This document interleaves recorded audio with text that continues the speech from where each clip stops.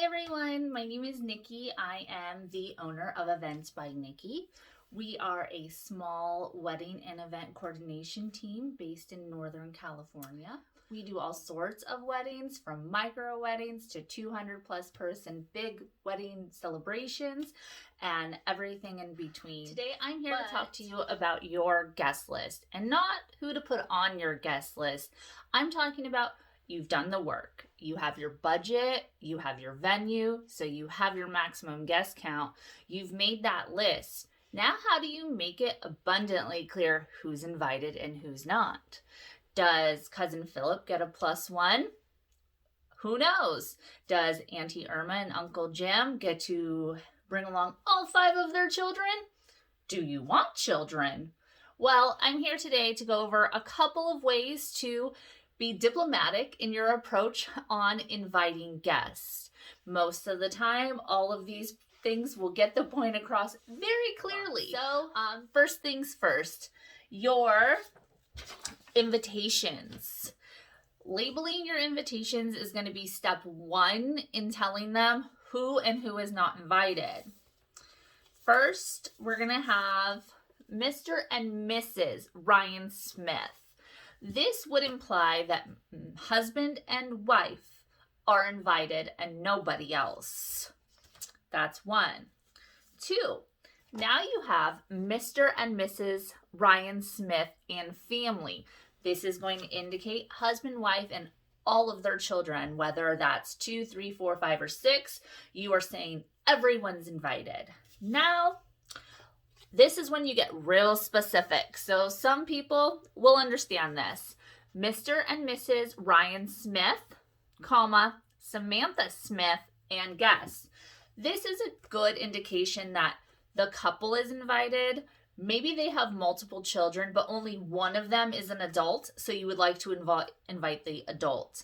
So this is saying Mr. and Mrs. plus your oldest child, Samantha, and potentially she has a long-term significant other, so they're invited as well. Okay, so those are the 3 ways that you can address an invitation. Of course, if you're just inviting a solo person, Mr. Ryan Smith or Mrs. Nicole Messenberg. That would indicate only the person that is listed on the envelope is invited. Step 2. Now we have the good old RSVP card. So, a couple of ways when you are limiting guest count. One of them is going to be, we have reserved, there's a blank space for you to fill out, seats in your honor. So, you are inviting just Mr. and Mrs. Ryan Smith. You're going to put the 2 here.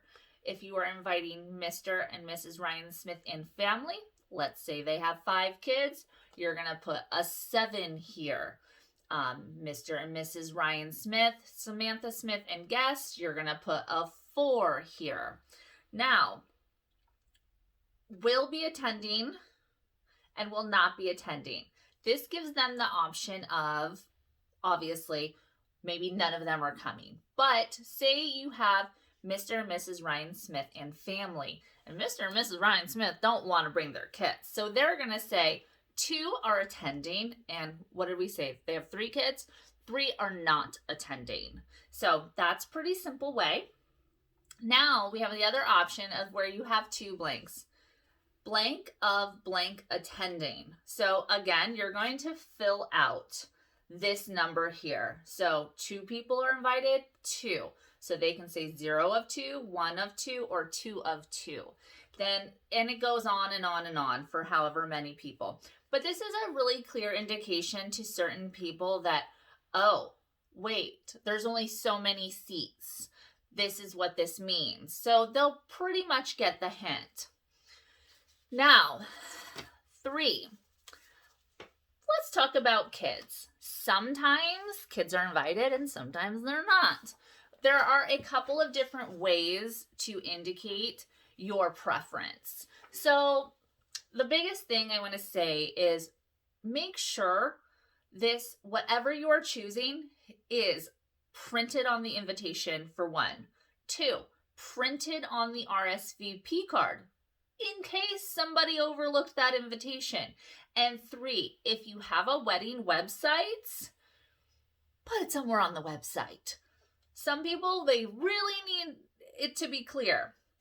So a couple of my favorite things. Now, to the point, you're not inviting kids, period. You don't need to sugarcoat it. It's your big day. I'm going to be honest, a lot of parents don't want to bring their kids. They want to have a good time. So please note, this will be an adult-only celebration. Pretty self-explanatory. Although we love your little ones, this is an adult-only affair. The bride and groom request that this is an adult-only reception. Now, you do want kids there, but because of your budget and or your venue headcount, you just simply can't do it.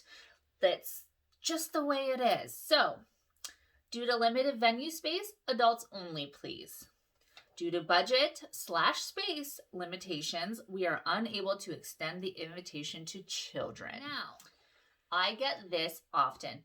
What if you want just a couple of kids? Or what if you want only your kid? Or you want your nieces and nephews and they're gonna be in the wedding. What do you do? How do you make this so nobody's feelings get hurt?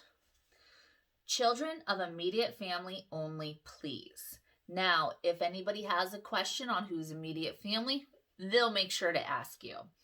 Respectfully, an adult-only occasion, 18 plus, or infants under 12 months welcome. Some people need to bring their babies, you want them, so you're extending this to under a year old. Perfectly acceptable. And then, unfortunately, we are only able to accommodate children in the wedding party at our reception. Now, that's going to be the most common one to use because if you have a small child, the probability is that they are in the wedding. If you have young nieces and nephews, they're going to probably be in the wedding. So don't feel bad by not letting cousin Irma's 6-year-old come to the party.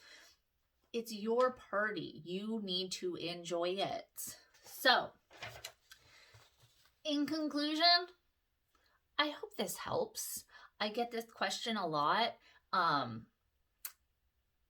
There's gonna be awkward times, just like that sentence that just came out of my mouth. But it's gonna all work out, and don't let anything stress you out. There might be that person that doesn't understand that if they didn't write down a +1 or get an invite for a +1, that doesn't mean they're not gonna bring a +1.